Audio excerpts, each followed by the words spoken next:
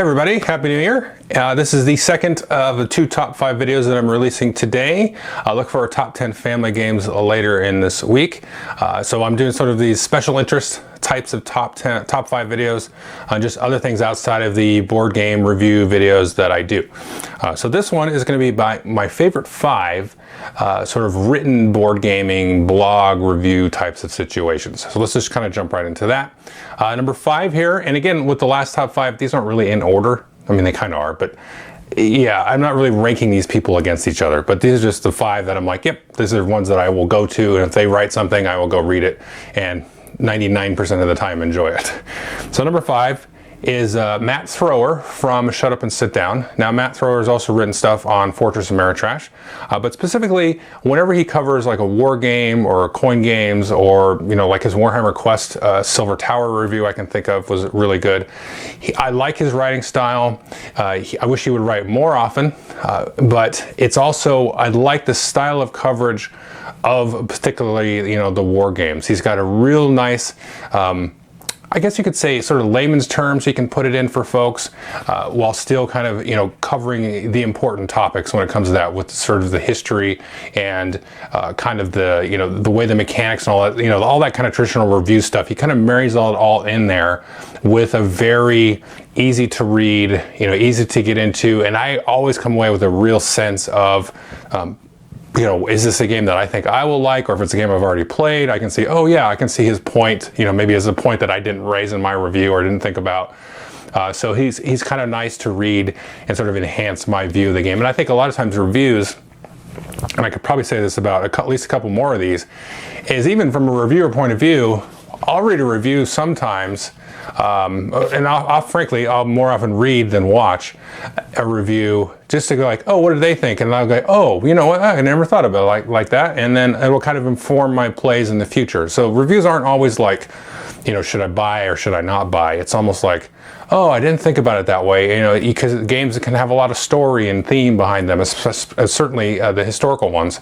And so it just kind of, it enhances my play experience at the same time. So Matt always seems to do that.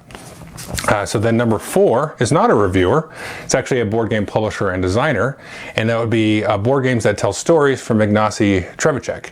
Now he's actually collated these blogs that he writes on his website and on Board Game Geek into 2 books, and they're very, very interesting because they show a lot of the design process, but it's got that sort of special kind of Ignacy humor in it, and that is really kind of the nice takeaway. And you can tell by the title, Board Games That Tell Stories, he is very much engaged in getting across that sort of next level experience beyond just, I crunched some numbers and I won the game or whatever, or I had some, cool sort of trashy thematic kind of thing, which is fine, but he kind of tries to go beyond that. You can tell with his games and with his writing, he's trying to get to that sort of next level of storytelling and just kind of picking out those moments that you will take away, you will remember, they will last with you, and and he really tries to get at that with his design, and just seeing his thought process in terms of like some playtest sessions he may have had that were really wacky and maybe blew his game up and he's got to redesign it, or some of the process in terms of like setting up booths at Essen, his anticipation for showing up at Essen and Gen Con. It's just, he really kind of highlights all these different sort of moments and process, and getting a game from like ground zero to designed and play tested to produced to at the convention. It's a very anecdotal, very accessible kind of a blog to really get into that. And it's usually very, very humorous. So if you haven't been reading his blog, I definitely recommend it. And I'll have links to all these folks. I should have said that earlier in the description. The next group is actually a set of just pure reviewers. And miniaturemarket.com, who's an online game store, they have started this Reviewers Corner, and they also have Dan King from the Game Boy Geek on his YouTube channel. He'll have some videos there as well, and there's some other, I think there's a group of, gosh, it's grown over the last year, maybe like 8 written reviewers. I'm specifically thinking of, let's see, Michael Barnes. He's excellent, maybe the best pure written reviewer out there. I think. I mean, I don't always agree with his opinions, but you really should never agree with somebody's opinions all the time. And he again, it's similar to Matt. He gets at the real sense of sort of the drama. And I think maybe Michael would disagree, but I think Michael really tries to get after that dramatic moment in the game, within the context of the game, in context of the competition, or maybe the story of it. He really is good at elucidating whether or not that game really pushes you and it kind of gives you that unique voice and that unique experience in a dramatic, big a moment. He's really good at that. And then Charlie Thiel as well, he's really come along, I think. He also writes for Geek and Sundry now and then. He also is one of my favorite reviewers over there. Excellent review, and it's similar. He's got a similar tack to Michael, but you know, he's got sort of a different, I think, aim. And a lot of this is sort of esoteric and unconscious, but he's got a very good eye for pointing out, you know, the important moments of the game beyond the mechanics, beyond sort of the surface theme. He also does that as well. And there's a few other folks that write on there as well, Pete Roos and a couple other folks. They don't write very often, but I would say Michael and Charlie write the most often. And I definitely are similar to Matt. I will look at them and say, okay, cool. I get what they're saying, or maybe they've thought of something I didn't, that kind of thing. The next one is she's got a blog on Board Game Geek, and it's called Mina's Cardboard.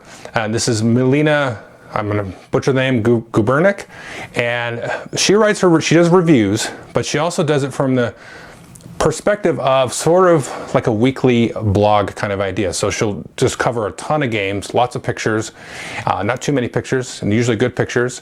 And she will cover a game. Maybe she just played a game, so that'll be part of the blog and give her first impressions. Or if it's a game that she's returning to, then she'll give a real proper review, kind of pros and cons, all that kind of stuff.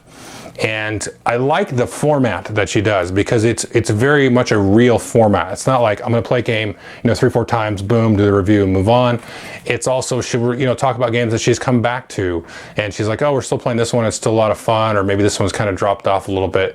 It's a very real sort of process I think most people do, because you go to the weekly game night or whatever you're doing, and you play a couple games, and maybe you played this one for the third or the fourth time, and now you're a little bit more solid on what you think.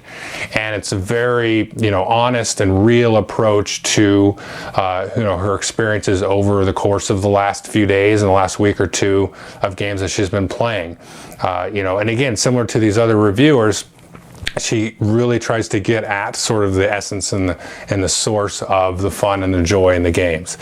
So definitely check out Melina's blog/reviews there. And then number 1 is the Tabletop Gaming Blog, which is a very nondescript name. But what this person does, which I don't even know their name, because I just go to their blog like once or twice a week and then see what they've posted. They post not every day, but every couple of days, and they'll post battle reports, and they will be of miniature games. And they work specifically through, at least recently, it's been only through the Warhammer Age of Sigmar, and they do great photos, very narrative-based battle reports, where it's like, Gordrak moved in and wiped out all the ghouls and then got jumped by, the crypt flares, whatever. So it just goes into all the narrative sense, and they're really playing through like the entirety of the world of Age of Sigmar, which is really cool, because there's a lot of things like I will never play with these models, because one can only have so many models, and it kind of adds just a lot of flavor and narrative and story to kind of the larger universe of it. And they've been playing through the main storyline, the quest for Galmaraz, and all those books, the Realm Gate Wars, and so that's also very cool to kind of just see that. And they really are fully invested into Age of Sigmar, and the writing's very clear and very easy to get into. It's not too long, it's kind of supplemented with good pictures and everything. So that's really been the most engaging for me, because it's like this big, long, never-ending narrative about that area, that universe. So that's just been probably the most fascinating thing for me over the last year to start reading and get into. So definitely take a look at all of these, folks. I would say, let's just quickly, Matt's more of a war gamer, Ameritrash guy. Like Nasi, talks about all his stuff from Portal Games. The Miniature Market guys, they're all kind of all over the place, probably a little bit more leaning to Ameritrash side. And then Mina's Cardboard, that's definitely more of your Essence style, your Euro games type of vibe there. And of course, Tabletop Game Blog is all miniature stuff. So you can see I actually do have lots of interests, and beyond me just playing games, I go after these different folks, and I'm interested to hear what they have to say and how they have to say it.